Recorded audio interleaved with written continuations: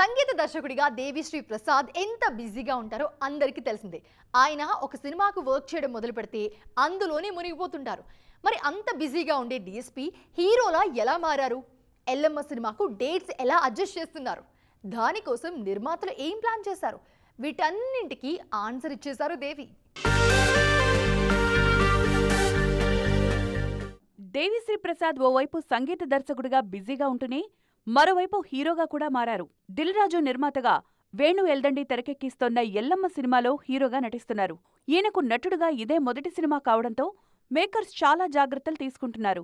ఇంత బిజీలో ఈయనెలా నటిస్తున్నారనే అనుమానాలు చాలా మందిలో ఉన్నాయి. అనౌన్స్మెంట్ నుంచే ఎల్లమ్మ సినిమాపై ఆసక్తి పెరిగిపోయింది.